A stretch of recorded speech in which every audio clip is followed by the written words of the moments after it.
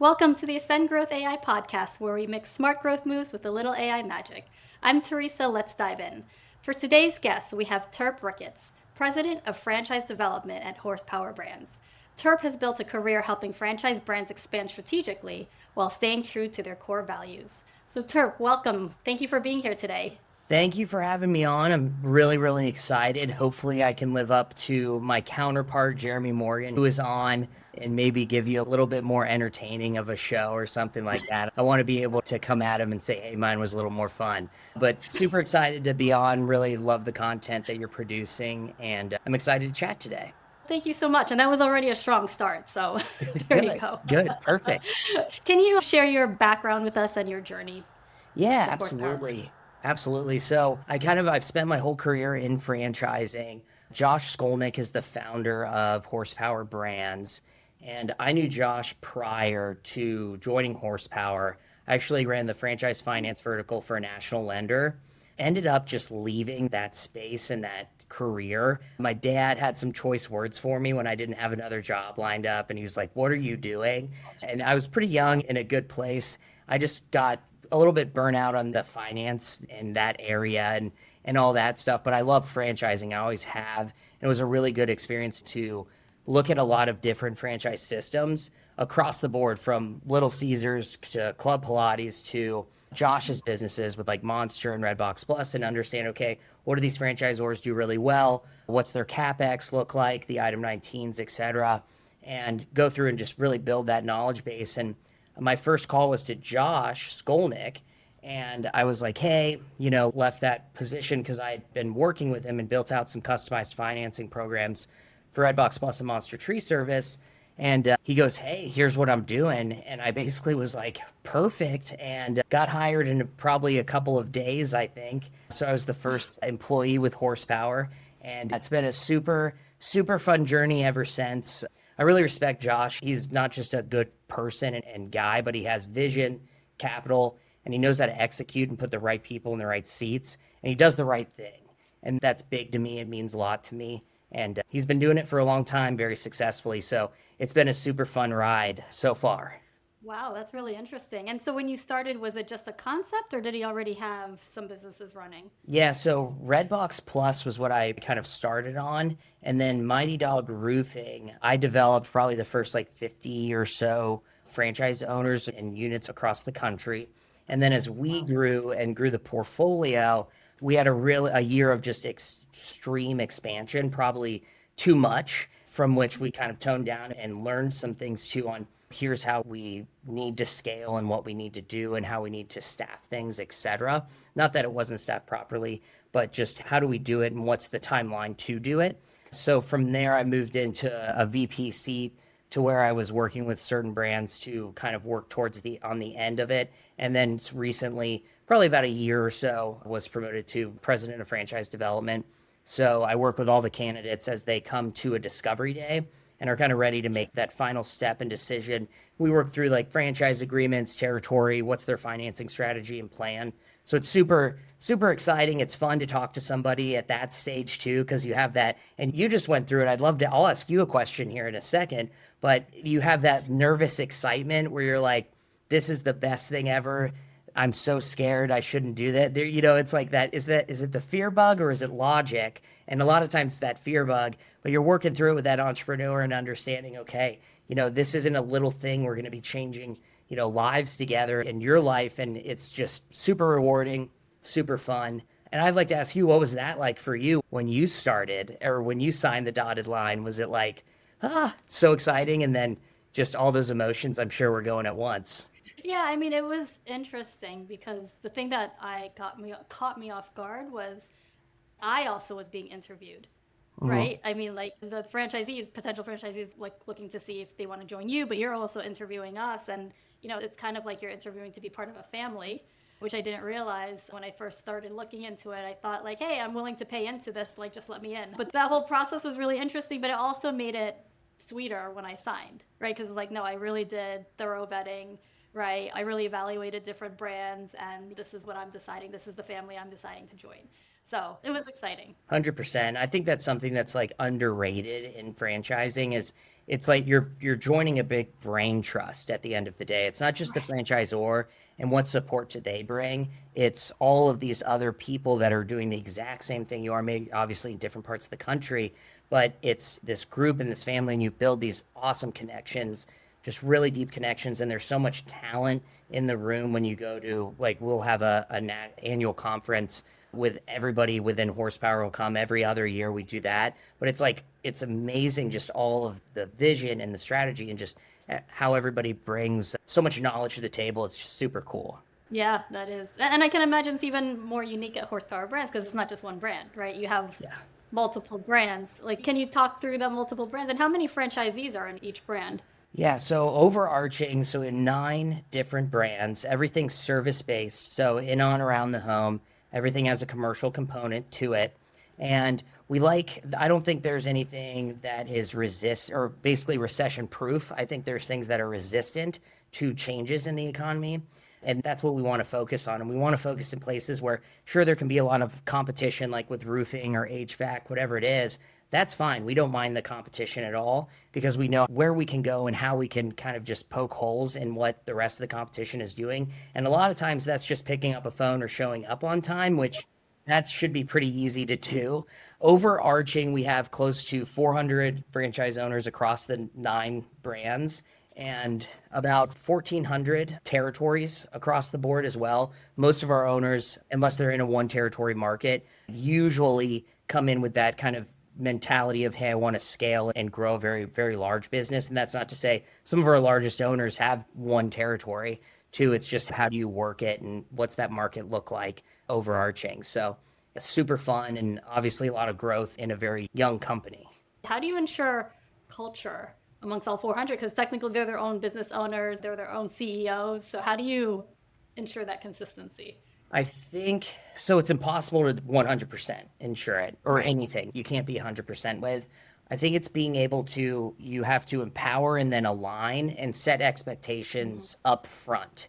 So if my team, from a development perspective, doesn't do a good job of making those expectations clear and who we are, what our culture is, and not culture as in we have a frappuccino machine and we eat snacks and it's awesome type of thing that I think corporate America can sometimes think culture is. It's not, it's truly about the people, is come in and have that strong leadership that communicates well, continue to build a culture, I think, of just accountability where it's never I just point at somebody else, in my opinion. You got to do a little hang loose, and it's back at me too. Especially if you're an owner, you're a franchise owner, you own a business. Or in my position, I'm the president of franchise development. I have to own what happens at the end of the day. And if I can't do that and look at myself too and say, here's how we can both get better together, that's not somebody that we want. If they can't do that, you don't know 100% of the time, obviously, like I said, but that's laid out really well. And I think our process on the front end is really solid where they get exposed and their candidates are able to chat with leadership just across the board, not just brand leadership, but Josh Skolnick, every single discovery day, he talks to every candidate for 30 minutes that comes. Every single candidate. I would challenge you, another founder like Josh with 9 brands that takes that time, but it's because he wants to talk to them. He wants to make sure that, hey, this makes sense, this works. And, again, nobody has a crystal ball, but it's truly a culture of accountability. And then through the process, you kind of weed that out. And I think everybody on my team does a good job of bringing in people that are really aligned. Yeah, you guys do have an important job because you're the first filter in, right? So have there been a lot of people that you've had to turn away? So on the front end with the directors and some of the VPs that are running brands from intro all the way through to when they talk to me, yes. And it's kind of an awkward conversation for some. And my whole thing has been, you're doing them a favor. You're doing whoever that person is on the other side of the line a favor if you say this just is not a good fit. Because when you tell somebody that, hey, you can't have something, they're like, no, I need that. I want that. right? It's that all of a sudden it becomes a shiny object. It's so funny how it just replicates itself over and over. No matter what you're talking about, people want what they can't have. So if you're looking at it, it's like, listen, we've been doing this a long time. You're great as an individual. Your, net worth's great, all this stuff. We are just not the right fit for you. And that's okay because you should focus your time and energy. What's time value money? Well, hey, it's there. So don't waste it when it's not the right fit. And it can be a little awkward or difficult, I think, at times, but life's awkward and difficult. So deal with it, at the end of the day. Do you recommend them to other companies that you think they would be a better fit for, or like how does, or no, it's just a goodbye and So walk away? typically it depends. So let's say Okay. they're working. So you had Frannet and Jana on a couple weeks ago or whenever I listened to that. That was great. Shout out Frannet. But if they're working with somebody, one of their consultants, they're typically going to be looking at more than just one brand. And it's more just, hey, take that focus and shift it. Because even if you're a really good consultant, hey, everything could match up on paper, but it's a lot different once you get into the process. So it's having that trust and understanding within each other if we're working with a consultant group. And we work with a lot of different great consultant groups. But typically it's like, hey, they're working with multiple. If they're or an organic person that just comes in to look, it's like, well, is there a brand that might fit you better within horsepower? And if not, let's actually try to get you with somebody that could help you at the end of the day. Because what I want to do is help somebody. If you came into our process and decided that you did not want to look at horsepower and we were like, please come to a discovery day and let's work together, at the very least, what I want you to experience is that I want you to have a good experience and say, listen, I was actually educated through the process and I left feeling like I knew a lot more than when I came in. And that's all that matters to us at the end of the day.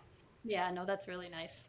How about you? And you mentioned you grew really fast, right? Mhm. Is there any like pain points or lessons learned from that experience that you've changed? Yeah, I think just with what's the velocity of which we add brands, we've Mm. slowed that down. We've made sure, like, when you talk about strong leadership, all of our teams, as we launched about 5 brands in a year, which is a ton. And we had super strong leadership. Like, we've always had strong leadership. We've always had great systems, tools, processes, etc. But when you're doing all of that, sometimes the kitchen gets dirty because I'm trying to bake 5 cakes at once. And sometimes maybe I'm making a cherry pie over here and then I put some cherries in this. It's a terrible analogy. I tell bad analogies, but I put cherries in the whatever cake that it's not supposed to have a couple cherries in there just because there's so many cakes going on at the same time. So it's okay. Well, focus can create that wealth and then we'll diversify to preserve that. So let's make sure that we just slow that down. And we did. And this year we haven't launched anything. Late last year we did Varsity Zone, which is HVAC. So it's really making sure that, okay, let's be tactical here and find the right partner at this point too. We can be extremely picky from where we used to be. Not that any of our partners aren't great from before, but it was more just like, oh, this is awesome. Let's go, let's go. And we need to have our insights and the data that we have guide our decisions, not just how we feel about a brand or, hey, we want to add a plumbing concept. Let's just add one. Well, no, that's not how you should do it. You have to actually use that data. You have to make sure that you have the leadership in place. All of those things need to be in place prior to that launch to be able to make it successful. Is there a lot of brands that come up to you guys to see if they can Yes. join? Yeah. Yeah. Yeah, it's ridiculous. Just the amount of Well, just email, submissions and hey, I can, do this or that, et cetera, which is awesome that people want to be a part of horsepower and a part of this culture and what we've done in just a short period of time and what Josh and Tony, our CEO, have done. It's been pretty amazing. But, hey, yeah, you have a great business. That doesn't mean that you should franchise it or that you can franchise it at the end of the day. And do you want to? Because it's a lot of work and mm, it's really expensive mm, and there's a lot that goes into that to be able to build the correct type of infrastructure, which is what we require, obviously, when you launch it. And I think that's where some people with great businesses and even ops and, very ops minded and infrastructure minded, they can kind of miss the mark because they're like, oh my gosh, I have to do everything as that founder now and I'm franchising. when you're early on because I just don't have the cash to pay a brand president $250,000 a year or whatever that's really, Mm. really well qualified and stuff like that. So that's where we have an advantage where we sit because of the capital that Josh has been able to afford us within horsepower. Yeah, no, that's great. I mean, and that's a really nice position to be in where you can be choosy, right? Not just picking anyone who comes by. So, what's working really well in horsepower brands right now? And what are you proud of? So I'm proud of the people, just the people at the end of the day, and mostly the franchise owners. We don't go into your market and do your sales for you. Obviously, we do field visits and all of that type of stuff. But at the end of the day, you own your business. It's on you to execute. I can give you all the support, the tools, the knowledge, the help, whatever it is, and all of those things. But at the end of the day, it's on you to execute. And when I talk to franchise owners and they're doing really well, or hey, they had a really bad week or day or month, whatever it is, because that happens in business. It's not rainbows, unicorns, butterflies. If you see a unicorn, Teresa, call me and I'm going to have the doctor check you out because those aren't real. But what does happen in business is you overcome and you can strive and work through things. So if I'm talking to an owner and they're having a bad day, I want to hear that out and I want to talk to them, and then having them be able to call in a month and, hey, yeah, I got through that and I worked through that. It's just very gratification on my side too, and on our side. So I'm really proud of just the team and the people. I think how we've scaled with Tony in the seat as the CEO, which he has been for a while. He's gotten really involved on the front end too. And I think it's made our process a lot better. And we've been just bringing in just absolute concrete type of people that are just concrete type fits. And it's been just really fun to see. And overarching with our newest brand, the Varsity Zone, that's taken off great. So I'd say I'm really just proud of the team and the people involved, especially the franchise owners across the country. And then I forgot the other parts of your question, but you can ask again and I'll answer if there were other parts. You answered the question, but Okay. I have a second question on the flip side. What's been frustrating? I think that's a really good question. I'll tell you what. So I think it's adoption of certain things. So we're going to talk about AI. Yes. Let's say, I'm going to make another really bad analogy. When I was growing up, I had a Nintendo 64, a PlayStation. Then they came out with PlayStation 2, then Xbox, then PlayStation 3, and all this type of stuff. When you join a franchise system, it's like when PlayStation came out, everybody was like, oh my gosh, this is insane. It's incredible. I love it. So that's great.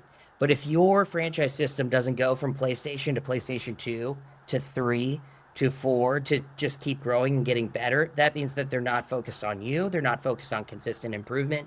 And if you can't pivot and be able to adopt those, like the best principles there on what are those standards, well, you're just going to stay in PlayStation 1 mode all day long. Right now, that's pretty fun to be retro. It'd be fun to play Sonic and all that type of stuff. But you have to be able to pivot and grow and I think adopt and mold to certain things. And you do see some early adopters of certain types of brands where, and even on our side of trying to, talk to owners, here's the value proposition. It's just like, it's not just here, do it. There has to be a value proposition. So it's always hang loose and let's work together. Right. I think just from an adoption perspective, as you see the landscape changing consistently with things like AI and all the different types of technology that it pushes out, it's not just AI. There's a billion other little, micro sessions that it goes under. It's like, hey, let's all grow together and we're all trying to work together. So it's, again, that just kind of hang loose mentality to work together and not saying, no, I'm resistant to change. You can't be. Right. I guess when you do that, is something you introduce to all your 400 franchisees, and then is it up to them to adopt, or is it, yeah, because Yeah. you can't mandate it. No, because we don't want to either. But here's something that makes sense. We've spent a lot of money on. A lot of franchise owners and smaller groups across each brand have spent a lot of time on for the brand. Like I was talking about that brain trust. We rolled something out. It's a sales tool called Rilla, and it goes in and basically it's, hey, you have to ask the homeowner, obviously. It's, hey, can I, record this just for notes and it helps me. Yeah, everybody's just going to say yes. So what it does is it just listens to that conversation between the homeowner and salesperson. Because if you have a salesperson out on the road and they come back and you go, how did it go? They're always going to go, it was pretty good. It was pretty good. It's like, well, what's that mean? It was pretty good. It was pretty good. So what do you think? up in the air, 50-50. It's like, okay, well, that doesn't give you any data. So, well, let's get some. So what it does, and it's not an I got you to the salesperson, it's actually, hey, let me help grow you and let me help better you to here are some parts where you missed it, because we're programming that on the front end to here's what we know is super successful with franchise owners across the country that are super high level from a sales and closing perspective. So you missed this and this, but you did great here. And here's how you should follow up with them. It literally will just write an email and say, here's how you should follow up. Here are the next steps that you need to do. And then it's a coaching tool for the franchise owner, because you cannot be a billion places at once. You have to work on the business, not in it. That's why you have people working for you. So it's just one thing where it's like, hey, that makes a lot of sense. But if you don't want to adopt it and you're doing just fine, that's great. And some people want to have a $5 million, 10, 20, just huge business, and others don't. And that's okay, because they're part of that brain trust, part of that family. And it's just understanding, okay, well, what are the values of that individual? Are they happy where they are? And hey, I get it if you don't want to adopt that. Right. And so that tool that you just, is that an AI tool? And is there other AI tools that you guys are using? Yes. There's one that's, when you think, I talk about the brain trust. So have you read your operations manual? I have, and I shouldn't probably admit that Right. here, but No, yeah. that's okay. Yeah. I'm sure it's really long and it's probably super boring, but it has so much amazing information in it. And it's where do I go to actually get the information that matters, and not just the blah, blah, blah, and the things that are making your head spin and wasting your time. So we have just a ton of this across the board. So, and we also have a lot of business coaches, but your business coach isn't always going to be able to pick up when you call them and you have an issue. It just won't happen. If anybody says that it will, it won't. So as we're looking at it, we're like, okay, well, we need to find something that can just scrape all of the data, all of the information, all of our ops manuals, everything that we have. And a franchise owner can you just type in, I'm having this issue, or what is, how do you quote vinyl, whatever, for Mighty Dog as opposed to this type of roofing material, whatever it is, and it's going to spit out an answer for you. And you can just, bam, it's right there. So it's easy assist and it's just right there. So it's like your other franchise coach that's right there. And we've taught it how to scrape all of our data and look at that, and invested a lot of time and money. And we have a couple of other things on the up and up that I don't know if I'm able to share, so I won't, because I don't want to get in trouble. I get in trouble all the time, so I'm not trying to on this. But yeah, it's really cool. And we consistently want to be able to do R&D from a franchisor perspective, so that franchise owners can focus on revenue generating activity, and then be able to bring in buying power. And there's so much that goes into it that's really cool. It's fun, it's exciting, and AI is really exciting, and it's kind of scary too, but it's it's both, best of both worlds almost. Well, that tool that you mentioned sounds really nice, because I'm sure there's a lot of information, but this is giving the franchisees the exact information they need at the right time, right? Versus having them to search. I can see that can save you a lot of time. Yeah, 100%. And we want to be an organization that's data driven. It's not, this is how I feel today. It's, this is what the data is saying. This is what it looks like from an overarching in the roofing industry or the window covering industry, painting, whatever you want to do. And let's combine those. And like what we do for franchise owners is let's look at leading indicators, and we have dashboards and things that just, it feeds in together, because that's been invested, Josh and Tony, et cetera, Mark, our leadership team, they've invested a lot of time and money into that. Mm-hmm. And we don't want you to be able to just look at a P&L and a balance sheet. Those are great tools. I'm a finance nerd and geek. I love reading IBIS worlds and all that silly stuff that put most people to sleep. But if you're just doing that, you're 45 days late to the barbecue. How can we look at leading indicators that are going to drive sales, that's going to drive operational efficiency and growth at the end of the day? So okay, let's build those types of tools and be able to have people that know how to utilize them and, go forward and continue to win and succeed. Where do you want Horsepower Brands to be 6 to 12 months from now? Even better than we are today. It's simple as that, which is hard to do. It would be hard to do. We're hitting goals from, there's two ends of it and the most important end is where are franchise owners, how are they doing? I think we're grading out really well there. And then from a development perspective, we're growing at a really good clip. I just, if we can be a little better than we were yesterday, I think that's a big win. It's not something where it's a constant, you're not doing well enough. It's just, well, how can we get better? What can we do as a unit, as an organization, as people to better support our franchise owners? How can we evolve with our customers? What can we do from creating that culture of accountability?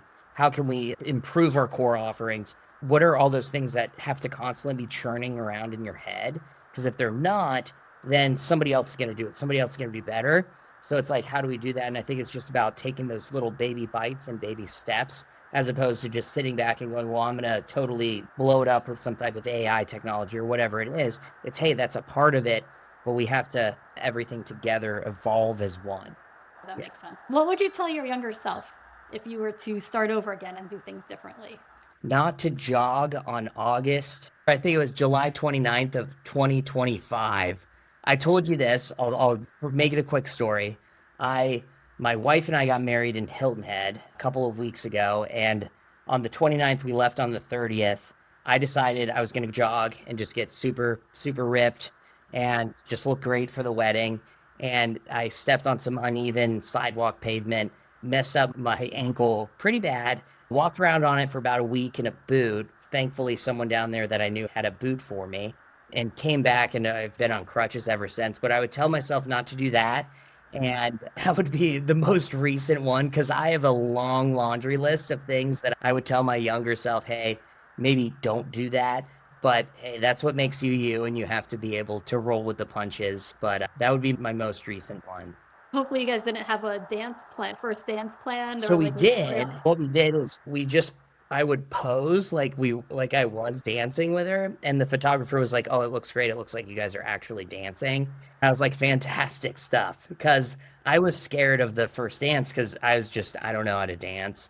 I'm just terribly flat-footed. Obviously, to hurt yourself jogging, but I think it has gotten me out of exercise for a while. At least with my wife, I was like, "Listen, you want me to exercise, but I hurt myself. You have to bring me, water and snacks all day. Like, that doesn't sound great, does it?" So maybe I got myself out of jogging for at least the next couple of months. Yeah, but don't make her get you water for the next couple of months, I please. won't. Of course not. Of course, I wouldn't do that because she wouldn't put I up was with gonna that. say, yeah, you're not gonna have a happy wife at that No, point. no, no. And it is happy wife, happy life. I know Yes. that. Thank you for sharing that story. And if people want to get in touch with you, where can they find you? So they could go to horsepowerbrands.com, just fill out a form if they want to chat with somebody from Horsepower.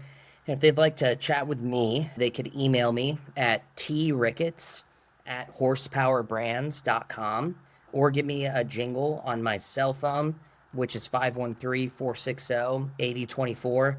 Would love to chat with anybody and everybody that listens to this. Oh, that's great. I always find it really very impressive when someone shares their phone number. There you go. Hey, hopefully I don't get prank calls, but if you want to prank call me and be like, "Hey man, you hurt yourself jogging," that's okay with me because I deserve it, frankly. Just hopefully not too many of those calls for that purpose. And then you're going to change your number after that. Exactly. I might. I might. Yeah. Well, Turp, thank you so much for being on the podcast today. Hey, thank you so much for having me on. It was a pleasure. And that's a wrap for today's episode. Thanks for hanging out with us. If you got value, share it, tag us, and don't forget to hit subscribe. Catch you next time on the Ascend Growth AI podcast.